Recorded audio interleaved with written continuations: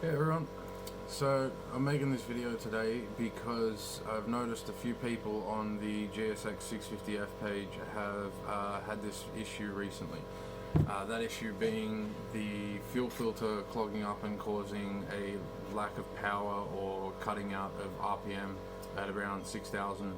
The bike just won't go anymore, it'll cough and it'll splatter, it'll choke up. Like something's restricting it. Some of these issues can be not just the filter, and by that I mean it can be the coil packs can be the problem, the fuel pump itself can be the problem, and in other cases some other electrical issues or mechanical issues as well. Sometimes spark plugs have even been the cause of this issue as well, but not as severe or not as noticeable.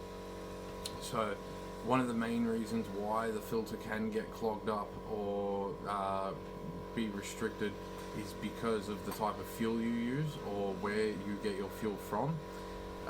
It could just be bad luck, it might be, depending on how it goes. But one of the issues can be using 98 octane. In using 98 octane, you'll find that 98 is usually fairly expensive. I'm not too sure what the equivalents are for US and UK, so I apologise in advance. I'm going off the Australian terms. So 98 octane can cause this issue based on the fact that 98 doesn't get bought much. So what happens is that when the tank level gets low, what's left at the bottom will create a sediment that's kind of like a black layer of broken down fuel and all that sort of stuff that's just left at the bottom. And the problem is when 98 gets low, you might pull in and the pump's out of order one day. Probably avoid that servo from that point onwards for 98 if that's what you're running. Now, in saying that, when they fill up the tank, it unsettles all that black sediment on the bottom and we pump that straight into our bikes. Now, it might not be such an issue for these older bikes because of the filter systems they run and being carburetor. But on a gsx650f, they are more so prone to get it because of the fact that they have a fuel injection system and an internal pump. And in that internal pump system, you'll find in this example that I have here that I'm going to tear down today and show you, is your internal filter, which is basically like a strainer that's inside here, a piece of metal with a bunch of tiny little holes in it. Now that black sediment can get caught up, and when it gets caught up, that's what causes your fuel pressure issues and stops the bike from revving properly. Or being able to have control of it properly. So what I'm going to do is I'm going to pull that down and I will show you the process of how to clean it out properly, and hopefully this will solve your issue. If it doesn't, there is a couple of other things you can go over, and if I can over the next couple of weeks or whatever, I'll try and get around to making another video on the other things that can be the cause of the problem or that you can go over. One of the main things to check as well for if it's your coil packs is start the bike up and make sure it's cold first before you start it up. Start her up when it's cold, and once it's warmed up to say you've had it running for a couple of maybe a minute at most, right? Check your header pipes. You'll see down here you've got 4 pipes. Very lightly touch each header pipe to see if any of them are colder than the other ones, and if they are colder, then you might find that it could be a dead injector. It could be a coil pack. Coil packs are probably easier to get to than injectors, and it can also be caused by poor spark as well. So definitely keep that in mind when you run into this problem. Instead of tearing apart the fuel tank and all that sort of stuff and going through this process, that it might be something electrical on the top of the motor, i.e., like I said, coil packs, spark plugs, and also injectors. Clogged injectors can also be a cause as well. So yeah, start it up, touch each header separately, and if you have a cold one, that usually means that cylinder, or one that's colder than the other 3, that will usually identify the cylinder that's not operating as the other 3 are, and that will hopefully narrow down the issue. If that's not the case, then this video is for you. Alright, I'll set the camera up and we'll get started. Alright, so some of the things I should say, not one of the things, Some of the things that you'll need to do this, sorry, I'll just see if I can give you some more space there. Some of the things that you'll need to complete this job are your Allen keys, or hex keys, depending where you're from, or what you're called, whatever. You might need some pliers as well. A Phillips head screwdriver and a flat blade screwdriver can also come in handy. Now most of this is already separated, so the process for this is more so just for showing you how to clean this out. You also need a plastic cup. It's there, nice pretty one with rainbows on it, if that helps. And this is a fitting that I've made up myself in the past.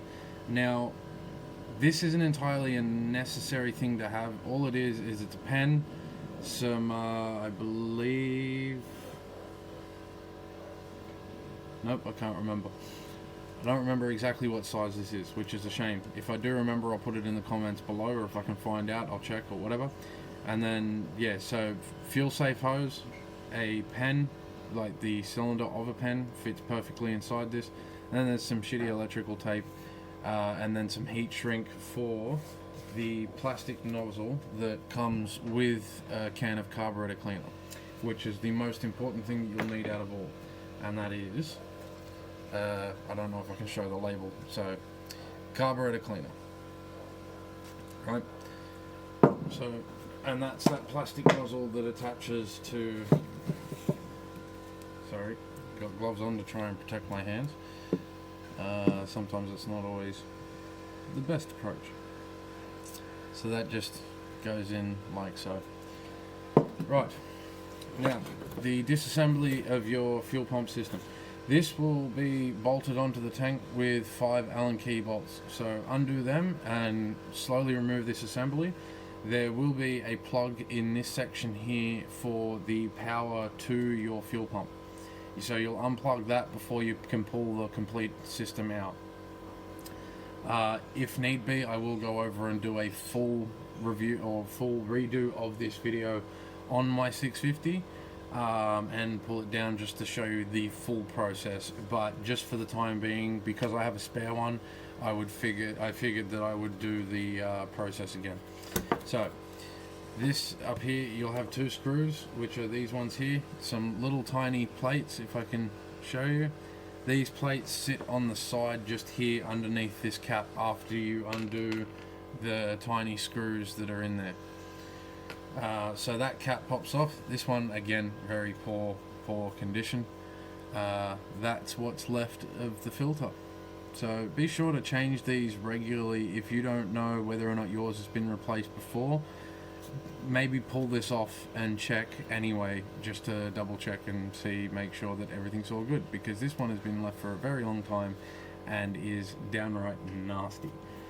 The amount of crap that has pretty much cemented the fuel pump to this originally is unreal. And you can see here as well all the sediment and all that sort of stuff, but this was a rusted tank that was left laying around. So again, just an example. Hopefully yours does not look like this if it's being ridden regularly. So once you get that cap unscrewed and you pull that off, the sock will usually stay on the filter when you pull this cap off, so don't just reef it off, just carefully sort of work it around that fuel filter sock. Once you've done that, this is set to come off. Again, this isn't the best, but you have this little black plate in here. That's part of it. The one thing that I didn't put back in here when I reassembled this a minute ago was the fuel pressure regulator. Again, if it looks like that, time for a new one. Nasty. So remove the plastic housing for the fuel pump. Check for any debris or anything in there. Give it a clean out so you don't put anything bad back in the tank. Again, if your fuel pump looks like that, time for a new one. Right, so you'll have the spacer. These will have O-rings on them. Now this is the fitting or attachment that your fuel filter sits in. There'll be 2 wires connected to this also. Unfortunately, I can't really show you on this one, but if I can get it to focus,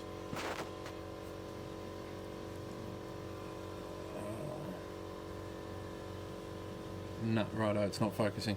There is a positive and negative on here, and with this particular setup, black is positive, blue will, black is negative, and blue will be your positive for that system.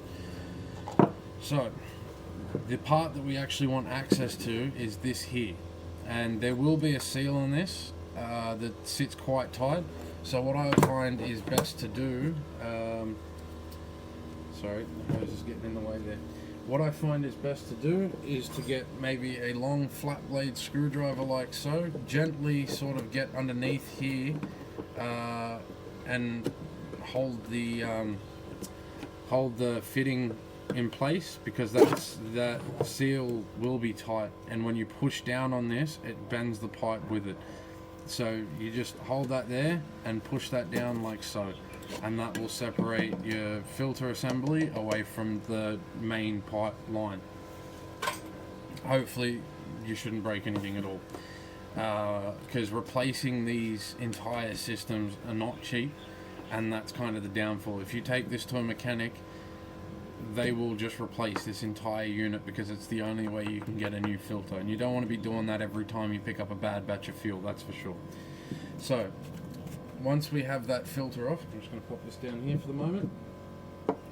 Once we have that filter off, you can see it's quite nasty in there, but we want to be able to see what we can get out of it. Now if you're looking through this direction, so if you hold it like that, and down the bottom here is where that metal gauze is, or that metal grate that we want to clean is, which is where the extended nozzle comes in handy. What I like to do is I like to get said clear plastic cup. So as you can see, there's not much going on there. Now to ensure that it is clean, so we pop that down in there and we just spray away.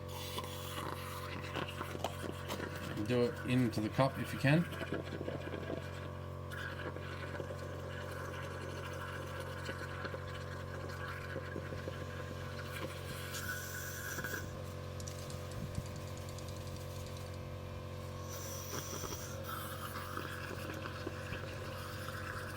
And just clean that out as much as we possibly can. Nozzle's broken off.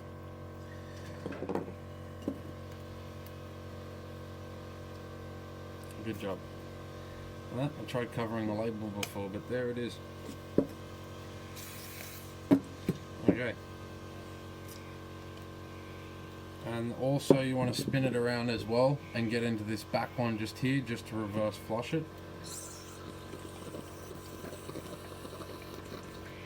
I'll try and so you can see, so in that hole where the fuel pump goes, and just spray away in there and let it drain into the cup.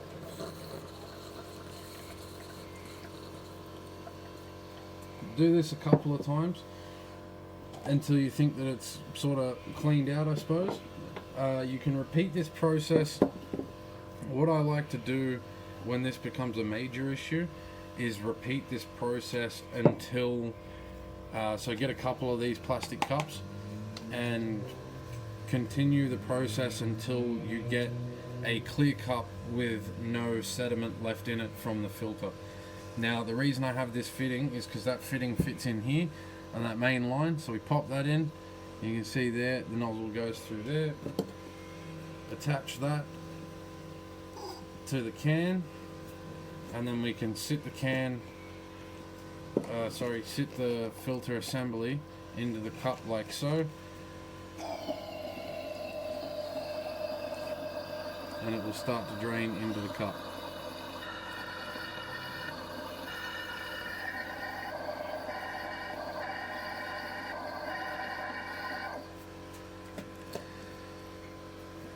So again, once we do that, give it a bit of a shake. That fitting's not entirely necessary because most of the cleaning will be done with your can of carburetor cleaner and the nozzle.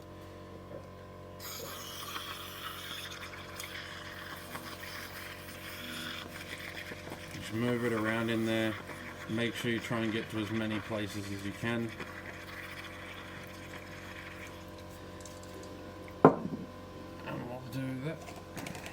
give it a bit of a shake around again,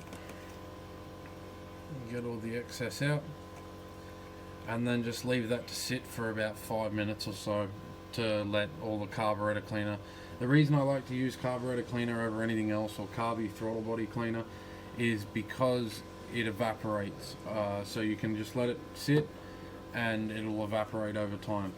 Now here's what's come, I don't know whether or not I'll be able to show you too well, but here's what's come out of, let's see if I can get it to focus again, but it's not working.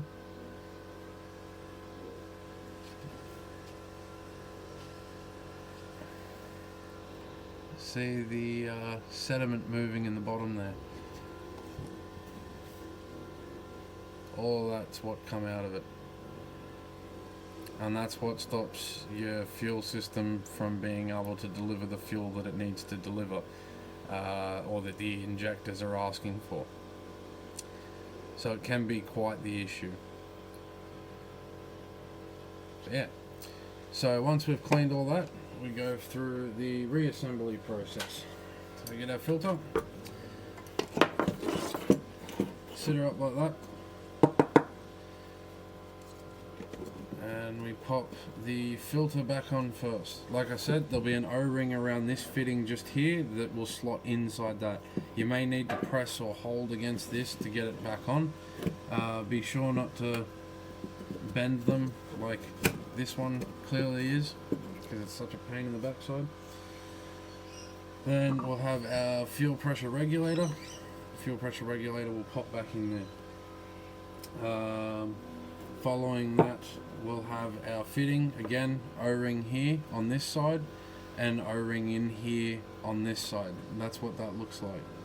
So O-ring on the inside, O-ring on the outside, and that will pop in this way like so, with the plastic clip or plastic cover for the wire that runs down through will sit in that section there, and then again O-ring will be in there already. So you just pop your pump in like so, and once the pump is in, you have this little black clip.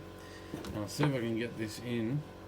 I'll take that out for the moment, but you have it sitting upright on the bench when you're working on it. But just to be able to show you, this black funny looking clip is to hold your cover in place, and that will pop just in there like so. I think, yep, so it just sits in, not this first section here where the gap is, it's inside, in between where the pump sits, just in there like that, and it'll rest in there. Then we can put, well, you already have the fuel pump in at this point because you can work around it, but just to show you, I took that out. And then your fitting here, or your holes here, will go over the pump just like so. Work around your bracketing if it's bent like mine, hopefully not. And then that will just eventually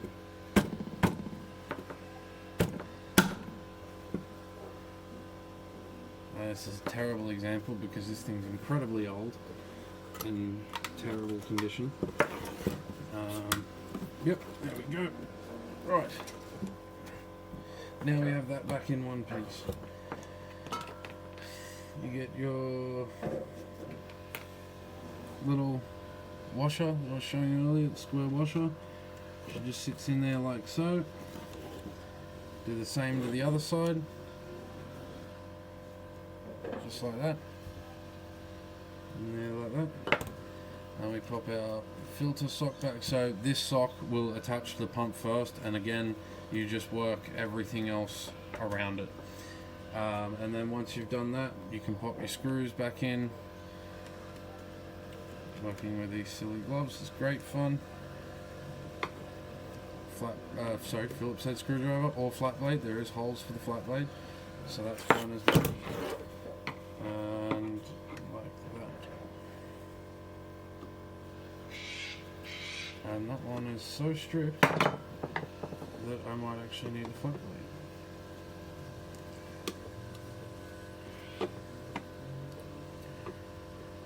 And that's it.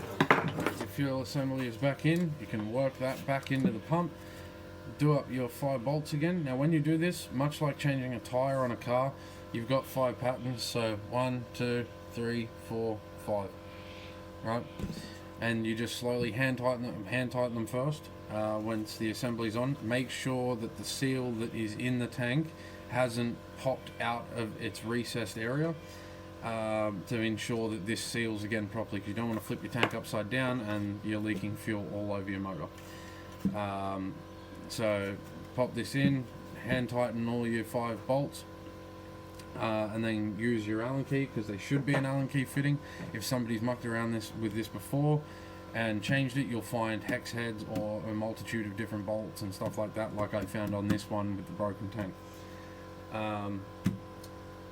And that pretty much covers that. So yeah, tighten them in the sequence of diagonal, basically. I'll see if I can show you once more. To that one, to that one, to that one, to that one, to the old fella under the bottom here. And then you can reconnect this. This is your power and power supply for the fuel pump, etc. And that's your main hose line, which this is bolted up, and yep. And that pretty much covers that.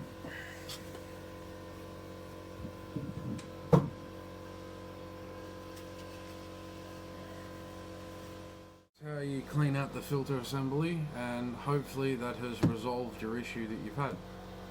I don't care about likes and thumbs up and whatever. It's if you see somebody have that problem, link them this video and hopefully it resolves the issue for them, instead of spending hundreds of dollars at mechanic. Because this complete assembly, the last quote I had was about $650 for the complete assembly. You cannot get that filter at the bottom by itself. If you take your bike to a mechanic and he finds that this is the issue, there's 99% of a chance he's not going to clean it out. He's going to go and buy a whole complete assembly, and then you're going to foot the bill for it. So just very much keep that in mind, that this is a quick fix issue. It costs you about $7 in a can of carby cleaner, depending on where you go. And I don't know, maybe like 50 cents or something in a plastic cup. So just one more time, I'll show you that sediment now that I can see all that just up in there, all that moving around. That's all the crap that came out of that filter, and that's what'll stop your RPM sorry, that's what'll stop your bike from running properly, which is ridiculous. A little bit of fine sand will cause that major issue and cost you hundreds of dollars to figure out.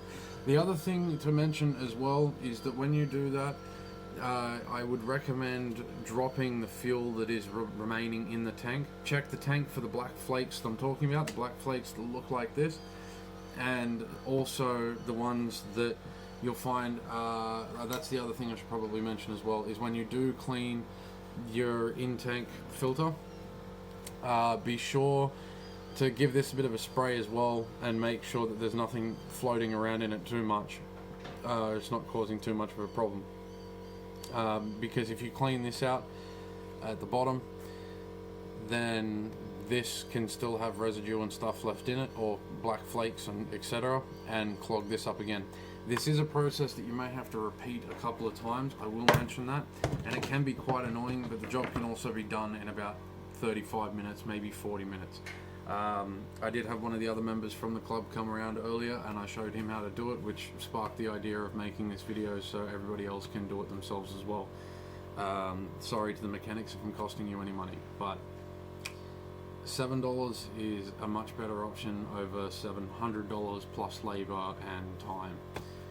Alright, good luck everyone.